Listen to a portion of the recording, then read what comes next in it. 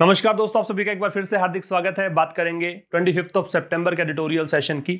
और जो बच्चे नए हैं उनको बताना चाहूंगा कि आप ये एप्लीकेशन डाउनलोड कर सकते हैं प्ले स्टोर से या फिर डिस्क्रिप्शन में दिए गए लिंक से।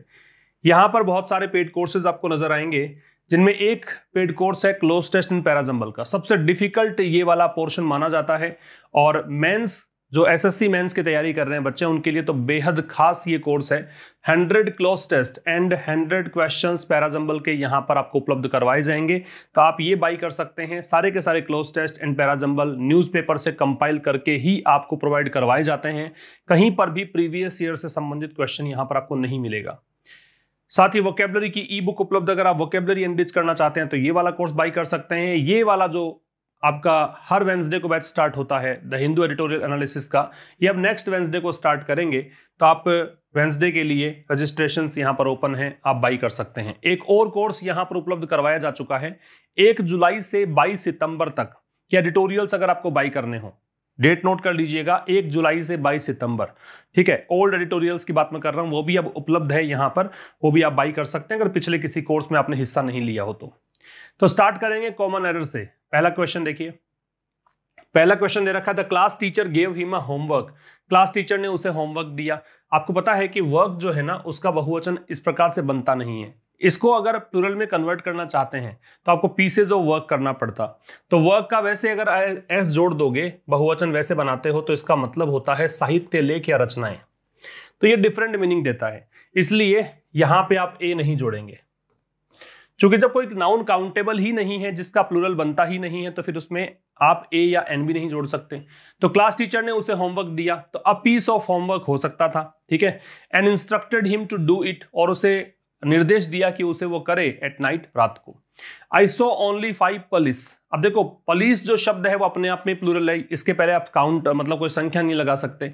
अगर आप संख्या लगाते हैं तो यहां पे आपको MEN जोड़ना पड़ेगा, पुलिसमैन, ठीक है। 5 पुलिस वाले, तो मैंने 5 पुलिस वाले देखे। हु वर रनिंग आफ्टर, जो कि दौड़ रहे थे किसके पीछे, बैंक की डकैती करने वालों के पीछे, बैंक रोबर्स के पीछे। और एक क्वेश्चन है the wall of this magnificent building. Magnificent का मतलब होता है शानदार, भव्य, ऑगस्ट कह सकते हो, ठीक है, स्प्लेंडेड कह सकते हो। तो जो दीवार है इस शानदार बिल्डिंग की, वो कितने फीट हाई है, 50 फीट। तो 50 के बाद में तो नाउन प्लूरल लगेगा, क्योंकि 50 यहाँ पे संख्या है और बता रहा है कि आपको बहुवचन है। अब आप में से कुछ बच्चे कंफ्यूज होंगे, आप सोचेंगे कि सर एक और शब्द इसके बाद में है तो ये कैसे प्लूरल बन गया। तो वो जो सिचुएशन होती है ना, उसमें ये रहता है कि नंबर के बाद लगातार 2 नाउन होनी चाहिए। ये नाउन नहीं है, ये नाउन नहीं है, इस कारण से ऐसा मैंने किया, फीड कर दिया, ठीक है। तो ये आपका इसका आंसर है। अब हम स्टार्ट करेंगे आज का एडिटोरियल। एक बार फिर से एडिटोरियल बहुत आसान है। भारत और चाइना के बीच जो अब थोड़ी बहुत बातचीत हुई है, जो शर्तें हैं डिसएंगेजमेंट की, उसके बारे में आर्टिकल ये बताएगा आपको। सेशन को हमेशा की तरह एंड तक देखिए, दोस्तों के साथ जरूर तक पहुंचाइए और जो भी महत्वपूर्ण बिंदु हो उनको नोट करें। और जब भी कोई नए सेशन को देखने के लिए आप आएं, उससे पहले प्रीवियस सेशंस को जरूर से देख कर आएं, ठीक है। प्रीवियस सेशंस को देखा हो, नोट्स बनाए हो तो उनको रिवाइज करके आएं। ये इस वीक का अंतिम एडिटोरियल है, क्योंकि मंडे टू फ्राइडे ही हमारा सेशन होता है। सैटरडे संडे आपको रिवीजन के लिए मिल जाएगा, तो सैटरडे संडे को आप रिवाइज करें। मंडे को हमारी मुलाकात नेक्स्ट होगी, तब बात करेंगे। देखिए क्या कहना चाहता है। टर्म्स का मतलब है कंडीशन। टर्म्स से मतलब क्या है, कंडीशंस। डिसएंगेजमेंट का मतलब क्या होता है कि सेना वहां पे जमा है, भारत ने अपने सैनिक भेजे हुए हैं, चाइना ने अपने सैनिक वहां पे डिप्लॉय किए हुए हैं, उन सैनिकों को वापस बुला लेना, ठीक है। तो यहां पे शर्तें हैं डिसएंगेजमेंट की, कि सैनिकों को वहां से हटाने के लिए शर्तें, ये इस टाइटल का मतलब है। That India and China have agreed to stop sending. तो अब दैट को तो अलग छोड़ दें, आप एक बार यहां से पढ़ें। इंडिया एंड चाइना, इसको देखकर है, हैव के साथ थर्ड फॉर्म है। भारत और चाइना सहमत हो गए हैं, किस चीज के लिए सहमत हो गए हैं, टू स्टॉप सेंडिंग। स्टॉप के ठीक बाद में जब भी कोई वर्ब लगाते हैं तो ING फॉर्म में लगाते हैं, ठीक है, जेरेंड लगता है। ऐसा ही स्टार्ट के साथ में भी है। तो स्टॉप एंड स्टार्ट चूंकि एक दूसरे के विपरीत हैं ये शब्द, तो ग्रुप में आप याद रखें इसको। स्टॉप एंड स्टार्ट के साथ में क्या लगता है, जेरेंड लगता है, याद रखेंगे। तो कह रहा कि भारत और चाइना सहमत हो गए हैं सैनिकों को ना भेजने में, है ना, कि भी वो सैनिक नहीं भेजेंगे, वो बंद कर देंगे सैनिक भेजना। मोर ट्रूप्स मतलब अधिक सैन्य टुकड़ियां, कहां पर, फ्रंट लाइन पर। फ्रंट लाइन मतलब बिल्कुल आगे, है ना, बॉर्डर के पास। इज अ वेलकम स्टेप, ये जो चीज है, अब ये देखो एक पूरा एक क्लोज बन गया और इसके लिए दैट का प्रयोग था, दैट को देखकर इज है। ये क्या है? अ वेलकम स्टेप है, एक स्वागत योग्य कदम है। टुवर्ड्स किस ओर है, ये प्रेपोजिशन है। अब प्रेपोजिशन प्लस क्या होता है? I N G. Hitting pause, hitting pause मतलब एक पॉज का बटन होता है, जैसे आप मोबाइल में भी देखते हैं, गेम खेलते हैं तो पॉज होता है, तो पॉज बटन यहां पे हिट करने की ओर, ठीक है, रोकने की ओर। क्या चीज? On the rising tensions. Tensions परेशानियां नाउन है, राइजिंग एडजेक्टिव है और प्रेजेंट पार्टिसिपल है ना, आईएनजी फॉर्म में है। राइजिंग टेंशंस का मतलब बढ़ती हुई परेशानियां, ठीक है। तो ये बढ़ती हुई जो परेशानियां हैं कहां पर? अलोंग द एलएसी, एलएसी के पैरेलल। अलोंग का मतलब के सहारे सहारे, तो एलएसी के सहारे सहारे, एलएसी के पैरेलल जो टेंशंस बढ़ रही थी उन पर पॉज बटन मतलब दबाने की ओर एक स्वागत योग्य कदम है। बात समझ में आ गई यहां तक? तो क्या कहना चाह रहा था कि भारत और चाइना सहमत हो गए हैं कि वह अब अधिक सैन्य टुकड़ियां आगे नहीं भेजेंगे बॉर्डर पर। यह एक स्वागत योग्य कदम है, ठीक है। और ये किस के लिए स्वागत योग्य कदम है? कि इन्होंने जो एलएसी के पैरेलल टेंशंस बढ़ रही थी उस पर पॉज बटन दबाने का काम किया है। इंडीड, वास्तव में। द जेनेसिस, जेनेसिस का मतलब होता है, लिख लीजिएगा यहां पे, स्टार्ट कह सकते हो, बिगिनिंग कह सकते हो, ठीक है, ऑनसेट कह सकते हो, प्रारंभ, ठीक है। तो कह रहा है कि the genesis of the tensions, तो जो शुरुआत है, उद्गम है, कहां से इसका उद्गम हुआ, टेंशन शुरुआत कहां से हुई, ये परेशानियां क्यों हुई? लाइज इन, लाइज जो है वो इसको देखकर है, लाई के साथ में इन लगाते हैं, लाई इन का मतलब निहित होना। ये किस चीज में निहित है? इसका शुरुआत कहां से हुई थी? चाइनाज लार्ज स्केल डेप्लॉयमेंट, कि चाइना का लार्ज स्केल, बड़े स्तर पर, डिप्लॉयमेंट का मतलब होता है स्टेशन करना। डिप्लॉय जो शब्द है इसका जब सैनिकों के संबंध में आप मीनिंग देखोगे तो इसका मतलब होता है स्टेशन करना, तैनात करना, ठीक है। तो ये कब शुरू हुआ? जब चाइना ने बहुत बड़े स्तर पर सैन्य टुकड़ियों को तैनात करना शुरू किया। कहां पर? टू फॉरवर्ड एरियाज, जो आगे के क्षेत्र थे वहां पर। कब की बात है? मई के महीने में। एंड और सब्सेक्वेंट मतलब बाद में, आफ्टरवर्ड्स, ठीक है। मल्टीपल ट्रांसग्रेशन, मल्टीपल का मतलब क्या होता है? मल्टीपल का अनेकों, ट्रांसग्रेशन का मतलब है अतिक्रमण, ठीक है, इन्फ्रिंजमेंट कह सकते हो। इन द गैल्वन वैली, अब ये जगहों के नाम है, गैल्वन वैली में, Pangong lake, Gogra hot springs and Depsang plains, ठीक है। दैट हैव वायलेटेड, अब ये किसके लिए आ रहा है? इसके लिए, जिसने की, ये जो ट्रांसग्रेशन हुए थे ना, अनेकों ये अतिक्रमण हुए थे ना, इन चीजों ने क्या किया है? Have violated. वायलेट का मतलब क्या होता है? इन्फ्रिंज करना, कॉन्ट्रावीन करना। मीन्स आप जब ये कहें कि कोई भी चीज, जो कोई नियम है उसको तोड़ दिया है आपने, उसको बोलते हैं वायलेट करना। तो इन अतिक्रमणों ने क्या किया है? वायलेट कर दिया है, तोड़ दिया है। क्या? ऑलमोस्ट एवरी कोर, ऑलमोस्ट लगभग, एवरी प्रत्येक, कोर, कोर का मतलब सेंटर, जो आधार है। टेनेट का मतलब सिद्धांत, टेनेट का मतलब प्रिंसिपल, डॉक्ट्राइन, लिख लीजिएगा, प्रिंसिपल या डॉक्ट्राइन को बोलेंगे Tenet. Of the 4 border agreements, और किसके सिद्धांत? जो 4 सीमा समझौते हुए थे उनके। That have, that relative pronoun है, इसके लिए है। वो सीमा समझौते जिन्होंने की, हैव के साथ थर्ड फॉर्म है। हेल्प किया था, हेल्प के साथ देखो V0 है। हेल्प अपने साथ में 2 चीजें लेता है, या तो V0 लेता है या 2 + V0 लेता है, लेकिन प्रचलन में है V0, इस कारण से ये बेस फॉर्म दे रखी है। तो जिन समझौतों ने सहायता की थी किसमें? शांति बनाए रखने में। कब से? 1993 से। तो 1993 यहां पे एग्जैक्ट टाइम है, पॉइंट ऑफ टाइम है, इस कारण से सिंस है, वरना यहां पे फॉर भी आ सकता था। बात समझ में आ रही है? यहां तक की बात फिर से करेंगे, इंडीड से लेकर यहां तक। तो कह रहा है वास्तव में जो टेंशंस यहां पे हैं बॉर्डर के पैरेलल, इन टेंशंस की जो स्टार्ट है, बिगिनिंग है, वो किसमें निहित है? कि चाइना ने बहुत बड़े स्तर पर सैन्य टुकड़ियां तैनात की थी आगे एलएसी के नजदीक, एलएसी के नजदीक के एरियाज में, मई के महीने में। और उसके बाद में अनेकों यहां पे अतिक्रमण हुए थे इन जगहों पे। और इन अतिक्रमणों ने क्या किया था? लगभग हर एक जो सिद्धांत था, 4 जो सीमा समझौते हुए थे, उनके हर एक सिद्धांत को तोड़ा था। और वो सीमा समझौते जिन्होंने 1993 से लेकर अब तक शांति बना रखी थी। बात समझ में आ गई? तो ये है पहले आपके स्लाइड का मीनिंग। डिप्लॉय का स्टेशन होता है। ओरिजिन के सिनोनिम्स ये हैं, स्टॉप स्टार्ट जेरेंड लेते हैं। हेल्प के साथ V0 या 2 + V0 आता है। वायलेट का इन्फ्रिंज या कॉन्ट्रावीन करना होता है, मतलब एक प्रकार से नियमों का उल्लंघन करना है। ट्रांसग्रेशन अतिक्रमण होता है, ठीक है। टेनेट का सिद्धांत होता है। ये सारी चीजें आपने सीखी है इसमें। आगे बढ़ते हैं। दिस हैज फोर्स्ड, इस चीज ने, हैज फोर्स्ड मजबूर कर दिया है, किसको? इंडिया को, भारत को। किसके लिए? To match the Chinese deployment, कि वो भारत भी क्या करे? चाइना का जो डिप्लॉयमेंट है, चाइना ने जिस प्रकार से तैनात की है सेना, वैसे ही भारत भी वैसी उसी संख्या में तैनात करे। भी मजबूरी हो गई, अब चाइना अगर इतने सैनिक वहां भेजेगा तो भारत को भी भेजने पड़े, इसके लिए कहा है match. Leading to, lead to का मतलब परिणाम निकलना, और इसका परिणाम क्या निकला? An extraordinary buildup. Extraordinary असाधारण, बिल्डअप मतलब सैनिकों की संख्या, असाधारण सैनिकों की संख्या यहां पे जमा हो गई ऑन अ स्केल, एक ऐसे स्तर पर नॉट सीन सिंस 1962, जो 1962 के बाद से कभी देखी ही नहीं गई। इतनी बड़ी संख्या में वहां पे सैनिक वहां पे इकट्ठे हो गए। बात समझ में आ रही है? तो इस चीज ने जब चाइना ने अतिक्रमण किया, चाइना ने बहुत बड़ी संख्या में सैनिक डिप्लॉय किए, तो इसने भारत को भी मजबूर कर दिया कि जो चाइनीज डिप्लॉयमेंट है उसके बराबर भारत भी सैनिक वहां पे खड़ा करे, और इस प्रकार से वहां पे असाधारण बिल्डअप हो गया। मीन्स सैनिकों की संख्या इतनी ज्यादा वहां पे हो गई, उस स्तर पर हो गई जितनी की देखी नहीं गई थी 1962 से। 1962 में युद्ध हुआ था, उस समय इतने सैनिक थे, उसका कभी देखे नहीं गए। द न्यू अग्रीमेंट, ये जो नई समझौता है, किसका? सितंबर 21 का जो नया समझौता है, at the 6th round of corps commander talks since June. ये जो नया समझौता है 21 सितंबर को हुआ था, at the 6th round of corps commander talks. अब ये देखो, इनके स्तर की बातचीत है, कॉर्प्स कमांडर स्तर की बातचीत है, सैन्य स्तर की बातचीत हुई थी, 6 राउंड की बातचीत, 6 चरणों में बातचीत हुई थी, जून से ही चल रही थी। ये समझौता हुआ 21 सितंबर को। ये जो समझौता हुआ विल पुट अ स्टॉप, ये क्या करेगा? ये स्टॉप लगा देगा, रोक लगा देगा टू दिस बिल्डअप, इस बिल्डअप में। बिल्डअप मतलब लगातार सैनिकों की संख्या में इजाफा हो रहा है, इस सैनिकों की संख्या में इजाफा होने को रोक देगा। दैट इज का मतलब अर्थात, विज बोल सकते हो, अर्थात if it is implemented sincerely. लेकिन ये कभी तब होगा, ये तभी होगा जब इसको इंप्लीमेंट किया जाए गंभीरता से।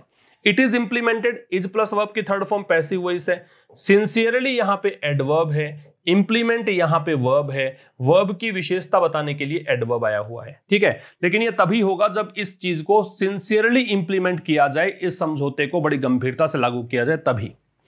आगे देखेंगे, द जॉइंट प्रेस रिलीज, संयुक्त जो प्रेस रिलीज है, सैड उसने कहा। संयुक्त प्रेस रिलीज मतलब भारत की तरफ से भी कुछ कहा गया, चाइना ने भी कहा, तो संयुक्त हो गया। इस प्रेस रिलीज ने कहा कि द साइड्स हैड अग्रीड, कि जो दोनों पक्ष हैं वो सहमत हो गए, टू स्ट्रेंथन, किस चीज में? स्ट्रेंथन कम्युनिकेशन, अपनी बातचीत को मजबूत करने के लिए, ऑन द ग्राउंड, जमीनी स्तर पर। बात समझ में आ रही है? तो जमीन पर, ग्राउंड पर ये दोनों साइड्स जो हैं वो अग्री हो गए कि वो अपनी बातचीत को मजबूत करेंगे, अच्छे से बातचीत करेंगे। अवॉइड मिसजजमेंट्स, मिसजजमेंट्स का मतलब गलत तरीके से किसी चीज को जज कर लेना, है ना, तो इस चीज को अवॉइड करेंगे। और किस पर सहमत हो गए? And to refrain from, refrain में फ्रॉम लगता है, रिफ्रेन के साथ साथ एब्सटेन में भी फ्रॉम लगता है, दोनों का मतलब परहेज करना होता है। एब्सटेन, रिफ्रेन दोनों के साथ में फ्रॉम प्रेपोजिशन लगता है, ठीक है। और किस बात के लिए सहमत हो गए? कि वो परहेज करेंगे, बचे रहेंगे, किससे? यूनिलैटरली, एक पक्षीय। बाइलेटरल होता तो द्विपक्षीय, मल्टीलेटरल होता बहुपक्षीय। चेंजिंग, बदलने के लिए, द सिचुएशन, हालात, ऑन द ग्राउंड, जमीन पर। समझ रहे हो?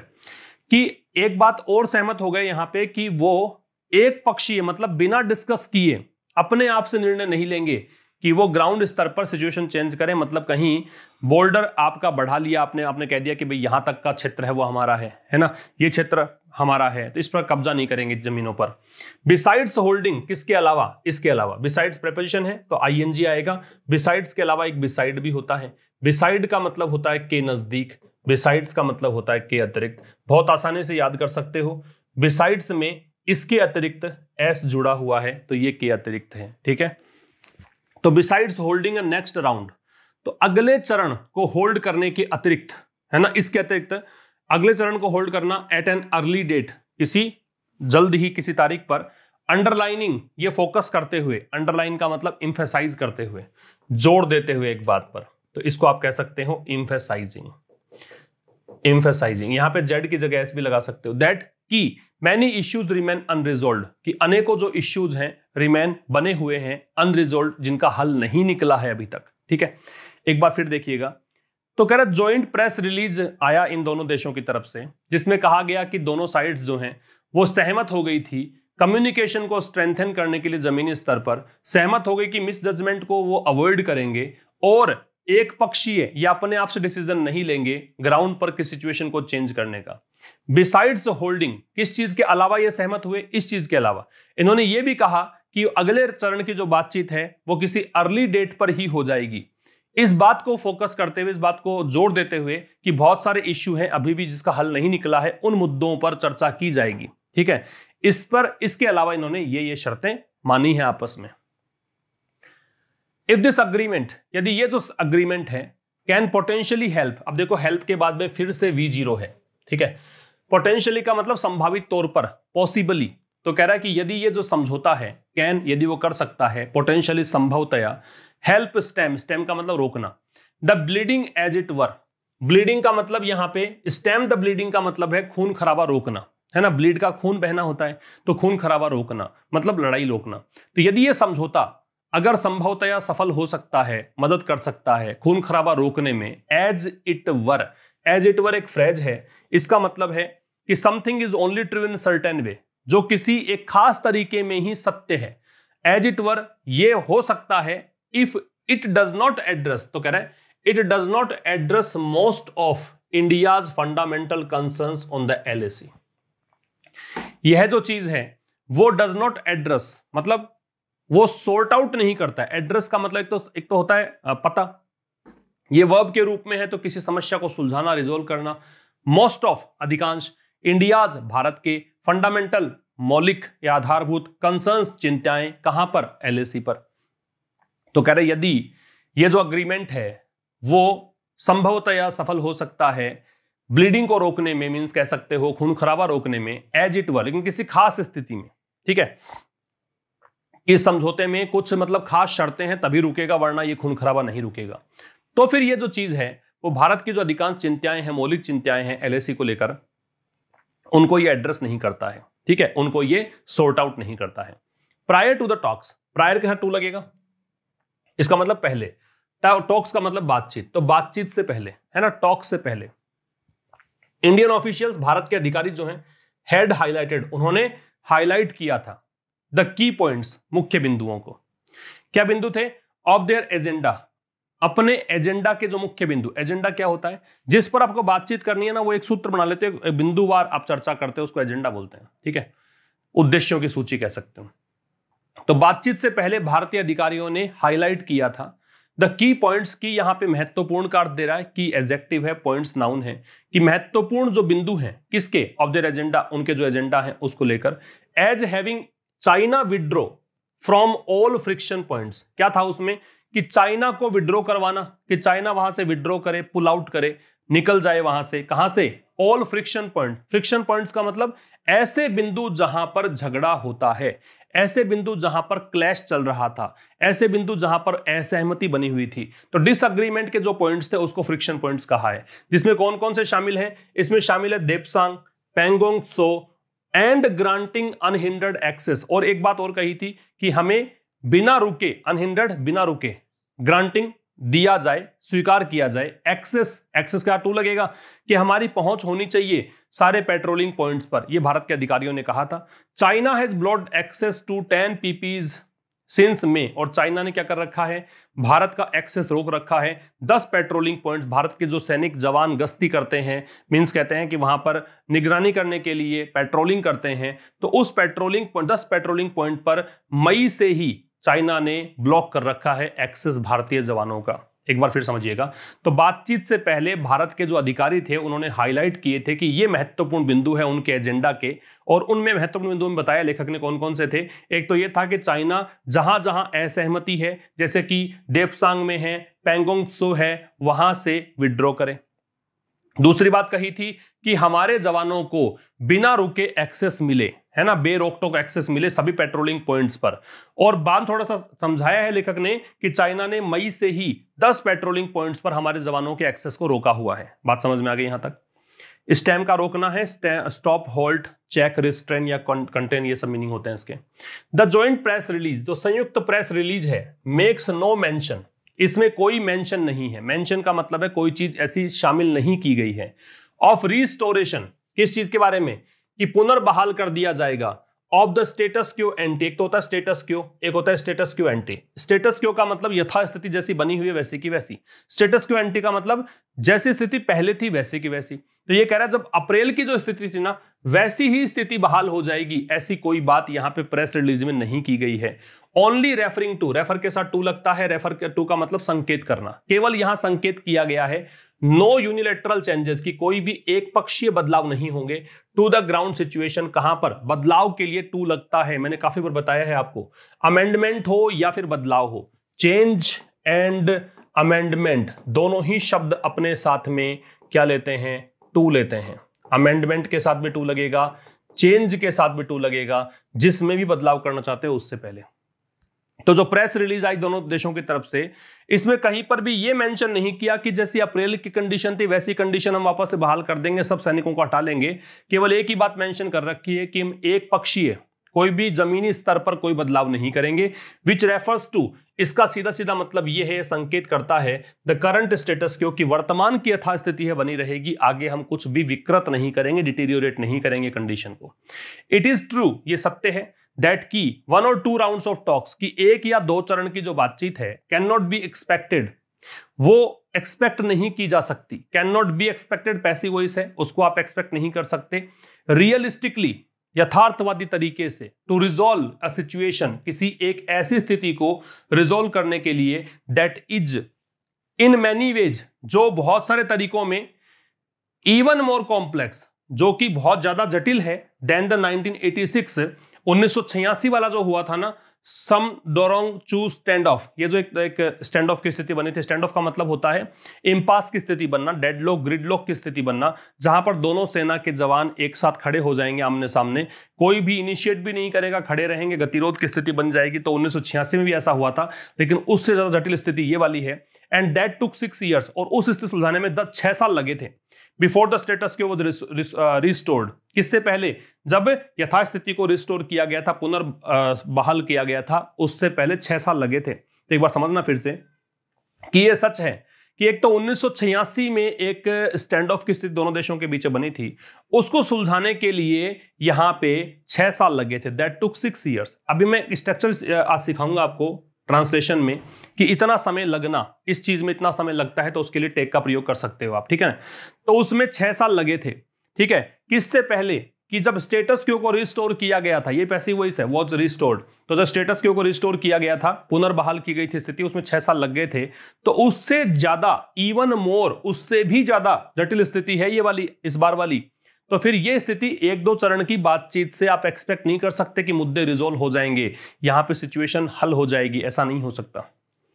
इसके बाद देखो, एट द सेम टाइम, उसी समय, a second joint public statement, उसी समय एक दूसरा जॉइंट पब्लिक स्टेटमेंट, जॉइंट संयुक्त पब्लिक स्टेटमेंट, सार्वजनिक वक्तव्य, in as many weeks. As many weeks का मतलब इसलिए यहां पे यूज किया गया है कि यहां पे कह रहा है कि इतने ज्यादा सप्ताह लगे इसके अंदर, है ना, ये एक्शन जो है इतनी बार रिपीट हुआ, यूं कह सकते हो। एट द सेम टाइम, ठीक उसी समय, सेकेंड जॉइंट पब्लिक स्टेटमेंट, एक और दूसरा जो संयुक्त वक्तव्य है, इन एज मैनी वीक्स, इतने सप्ताहों में, इज अ पॉजिटिव डेवलपमेंट, ये एक सकारात्मक डेवलपमेंट है इन इटसेल्फ, अपने आप में ही। इटसेल्फ रिफ्लेक्सिव प्रोनाउन है, अपने आप में, ठीक है। तो कह रहा है उसी समय, अगर हम ये देखें, एक तरफ तो लेखक ने कह दिया कि इतनी जल्दी सॉल्व नहीं होने वाली, लेकिन लेखक थोड़ा सा यहाँ पे पॉजिटिव पहलू गिनाया है कि दूसरा जो इतने सप्ताहों के अंदर दूसरा संयुक्त यहाँ पे वक्तव्य जारी किया गया है, ये अपने आप में ही एक डेवलपमेंट है, अच्छे मतलब कदम है, शुभ संकेत है ना, आप पॉजिटिव वे की ओर चल रहे हैं। शोइंग, ये दिखाते हुए, ये प्रेजेंट पार्टिसिपल है, जब दो काम साथ में होते हैं, एक में कहते हो कि ऐसा करते हुए, तो उसे आप आईएनजी फॉर्म में लेते हैं। ये दिखाते हुए कि बोथ हैव द इंटेंट, कि दोनों का इरादा है, दोनों मतलब भारत और चाइना, दोनों का इंटेंट मतलब इरादा है, किस चीज का इरादा है, टू स्टेबलाइज द सिचुएशन, स्थिति को स्थिर करने का। स्टेबलाइज का मतलब होता है स्थिर करना। फिर इवन इफ, चाहे देयर मोटिवेशंस में भी डिफरेंट, चाहे उनके जो मोटिवेशंस है वो अलग अलग हो सकते हैं, ठीक है। उनके दो मोटिवेशन का मतलब किस चीज के कारण आप आगे बढ़ रहे हो, वो मोटिवेशन, पीछे की जो प्रेरणा है वो अलग अलग हो सकती है, दोनों के उद्देश्य अलग अलग हो सकते हैं, लेकिन दोनों का इरादा है कि वो स्थिर करना चाहते हैं स्थिति को, और अधिक विकृत नहीं करना चाहते। For the Indian government, Bharat सरकार के लिए, सच अ स्टेटमेंट, सच का प्रयोग जब करते हैं तो उसके ठीक बाद में आर्टिकल लगाना होता है जब भी सिंगुलर काउंटेबल नाउन हो। तो सच अ स्टेटमेंट, ऐसा कोई भी statement in the midst of A parliament session, और वो भी कब, जब संसदीय सत्र चल रहा है उसके बीच, है ना। मिडेस्ट का मतलब इन द मिडेस्ट ऑफ, उसके बीच, किसके बीच, पार्लियामेंट सेशन के बीच। अब आप पूछोगे सर पार्लियामेंट से पहले ए कैसे आ गया, तो ये पार्लियामेंट से पहले ए नहीं है, ये सेशन जुड़ा हुआ है इसलिए ए है, ठीक है। तो कह रहा है कि भारत सरकार के लिए ऐसा कोई भी स्टेटमेंट जो है वो भी संसदीय सत्र के बीच ऐसा स्टेटमेंट आता है वेयर, जहां पर इट हैज फेस्ड क्वेश्चंस, जहां पर इसको प्रश्नों का सामना करना पड़ रहा है, ठीक है ना। मतलब सरकार जो है, विपक्ष ने घेर रखा है, विपक्ष यहां पे भारत चाइना की बात कर रहा है, संसदीय सत्र में क्वेश्चंस पूछ रहा है, तो उस बात को लेकर ओवर इट्स हैंडलिंग, किस बात को लेकर प्रश्न पूछ रहा है, इट्स हैंडलिंग। इट्स यहां पे सरकार के लिए पॉजिटिव एडजेक्टिव है, हैंडलिंग मतलब कैसे टैकल कर रहे हो, of the LAC situation, LAC situation को कैसे हैंडल कर रहे हो उस बारे में विपक्ष प्रश्न पूछ रहा है। सेंड्स, तो ये जो ये स्टेटमेंट है वो मैसेज सेंड करता है, वो संदेश देता है that the China crisis is under control, कि चाइना वाला संकट है वो नियंत्रण में है, अंडर कंट्रोल है, ठीक है ना। संसदीय सत्र चल रहा है, विपक्ष सरकार से प्रश्न पूछ रहा है कि आप चाइना वाले संकट का क्या कर रहे हो, और वहीं एक ऐसा स्टेटमेंट आता है, तो ऐसा स्टेटमेंट जो है यहां पे संदेश देता है कि चाइना वाला संकट जो है वो अंडर कंट्रोल है, नियंत्रण में, नियंत्रण से बाहर नहीं है। फॉर चाइना, चाइना के लिए the motivations could be twofold, twofold मतलब दो गुना। ये जो मोटिवेशंस है वो दो गुना हो सकते हैं, दोहरे हो सकते हैं। कौन कौन से दो हो सकते हैं, कौन कौन से, या तो ये कि टैक्टिकल पोज, कि रणनीतिक ये पोज है, कि जानबूझकर सामरिक महत्व के लिए रणनीति है, हो सकती है चाइना की, कि चाइना रुक गया थोड़े समय के लिए। अब इससे क्या होगा, ये रणनीतिक जो पोज है इसका, वो देता है इसे, इट चाइना के लिए है, गिव्स देता है क्योंकि ये पोज सिंगुलर है, कि क्या चीज, to prepare for further military manoeuvres. Manoeuvres का मतलब होता है चालाकी, चाल, स्ट्रेटेजेम, ट्रिक, स्ट्रेटेजेम कह सकते हो या गैम्बिट कह सकते हो, ये सब हो सकता है, ठीक है। तो कह रहा है कि चाइना के लिए मोटिवेशन दो हो सकते हैं, एक तो या तो ये हो, अब लेखक यहां पे अंदाजा लगा रहा है, इधर और का प्रयोग है, देखो एक इधर है और आगे यहां पे आपको और मिल जाएगा, ठीक है ना, ये रहा और। तो कह रहा है या तो ये हो सकता है कि रणनीतिक तौर पर चाइना कुछ समय के लिए रुका है, इससे क्या होगा, चाइना को समय मिल जाएगा। समय किसका, कि आगे की, फर्दर मतलब आगे का जो सैन्य कुछ चालाकियां कर सकता है, उसकी तैयारियां करना चाहता हूं, है ना। इस कारण से एज वॉज द केस, जैसा कि केस हुआ था इन एंड अगस्त, अगस्त के अंत में हुआ था, साउथ ऑफ पेंगोंग लेक, है ना, मतलब पेंगोंग लेक के दक्षिणी छोर पर, ऐसा ही उसने पहले भी किया था। या फिर एक सिग्नल है, या फिर एक संकेत है दैट बीजिंग वांट्स, कि बीजिंग जो है मतलब चाइना की राजधानी, तो चाइना वांट्स चाहता है to dial down. Dial down का मतलब होता है रिड्यूस करना, है ना, इंटेंसिटी कम करना चाहता है टेंशंस को, परेशानियों को। भाई या तो ये कि चाहता है कि मैं थोड़ा सा और तैयार होकर आऊं, या फिर ये कि ये चाइना चाहता है कि यहां पे टेंशंस को कम कर दूं। ऑलबीट का मतलब होता है ये कंजंक्शन, इसका यद्यपि, ऑल्दो, यद्यपि ऑन इट्स ओन टर्म्स, यद्यपि अपनी खुद की शर्तों पर, है ना। हालांकि यहां पे खुद की शर्तों पर टेंशन कम करना चाहता है। एंड मोस्ट लाइकली, और लगभग ऐसा हो सकता है, अधिकांश तो ये मतलब संभावना बनती है, without giving up the territorial gains, without के बगैर, गिविंग अप छोड़ना, त्यागना, टेरिटोरियल क्षेत्रीय गेन्स का लाभ। तो चाइना ने कुछ जमीन यहां पे हथिया रखी है ना, भारत का जो क्षेत्र है वहां पे अवैध कब्जा कर रखा है। तो यहां पे खुद की शर्तों से मतलब ये है कि चाइना उन जो कब्जा किया है उसको छोड़ेगा नहीं, वो तो हमने हथिया ली है, आगे देखेंगे। ये कुछ इट हैज मेड सिंस मई, जो कि इसने मई से लेकर अब तक किया है, उनको छोड़े बगैर ऐसा करना चाहता है। Which ever may be the case, चाहे केस कोई सा भी हो, विच एवर यहां पे डिटरमिनर का काम करेगा, तो which ever may be the case, चाहे कोई सा भी केस हो, चाहे ये हो कि रणनीतिक तौर पर चाइना थोड़ा सा पीछे हट रहा है ना, या फिर ये हो कि चाइना टेंशन कम करना चाहता है, कोई सा भी केस हो, द रियलिटी फॉर दिल्ली, तो भारत के लिए जो वास्तविकता है इज दैट, वो ये है कि that challenge along the LAC, की एलएसी के पैरेलल जो चुनौती है, may be far from over, वो अभी खत्म होने से बहुत दूर है। बात समझ में आ रही है। तो ये कह रहा है कि वास्तविकता ये है दिल्ली के लिए कि जो चैलेंज है एलएसी के पैरेलल, वो भारत के लिए चैलेंज अभी खत्म नहीं होने वाला है, काफी दूर है, ठीक है। ये आज का आर्टिकल था। बात करेंगे रिवीजन की। डायल डाउन, डायल डाउन का मतलब रिड्यूस है, अभी मैंने लिखवाया था, लास्ट में आया था। इंटेंसिटी कम करने को बोलते हैं। स्टेटस को अगर यथास्थिति होती है, यथास्थिति के लिए एग्जिस्टिंग कंडीशन, तो ई आ जाएगा। टेनेट का मतलब सिद्धांत होता है, सिद्धांत के लिए ए आ जाएगा, डॉक्ट्राइन। फिर स्टेम का रोकना होता है, रोकने के लिए स्टॉप आ जाएगा, बी। और ऑलबेट का यद्यपि होता है, यद्यपि का ऑल्दो हो जाएगा, डी। तो ये इसका स्क्रीनशॉट ले सकते हैं आप। फिर बात करेंगे ट्रांसलेशन की, तो ट्रांसलेशन में अखबार पढ़ने में आधा घंटा लेता है। एक निश्चित स्ट्रक्चर किसी काम करने में इतना समय लगता है, क्या करोगे? इट टेक्स, आगे जोड़ दो, कितना घंटा लगता है? Half an hour. क्या चीज करने में? To read the newspaper. ठीक है, आगे देखो, नाश्ता करने में 15 मिनट लगते हैं, तो इट टेक्स कितना समय? 15 मिनट्स। किस चीज में? To have breakfast. और है बर्तन मांजने में 1 घंटा लगता है, इट टेक्स कितना समय? 1 आवर। किस चीज में? Do the dishes. Do the dishes का मतलब बर्तन मांजना होता है। ठीक है, प्रिपरेशन की बात करें तो ही इज लुकिंग, सब में लुक है लेकिन अलग अलग चीजें हैं। He is looking to you for help, जब कोई व्यक्ति आपको देखता है सहायता के लिए, आपसे सहायता मांगना चाहता है, किसी उम्मीद से आपकी ओर देखता है, तो वहां पे लुक में टू लगेगा। ही लुक्ड अप फ्रॉम, अब ये आपको ट्रांसलेशन से आएगा कि जब मैंने कमरे में प्रवेश किया तो किताब में उसका ध्यान था और किताब से ध्यान हटाकर उसने ऊपर देखा। होता है ना, किताब में पढ़ रहे हो, आपने देखा कि गेट कोई नॉक कर रहा है या फिर कोई अंदर आया है, तो आप ऊपर करोगे चेहरा, तो लुक्ड अप। फिर he looks dash his parents, तो ही लुक्स आफ्टर, वह अपने माता पिता की देखभाल करता है। लुक आफ्टर का मतलब टेक केयर ऑफ। ठीक है, तो ये आज आपका आर्टिकल हुआ, इस वीक का अंतिम एडिटोरियल था। जो बच्चे लाइव हैं जरूर से लाइक इसे कर दें और अपने दोस्तों के साथ शेयर करें। मंडे को मुलाकात होगी ठीक शाम 5 बजे, तब तक के लिए नमस्कार, थैंक यू वेरी मच।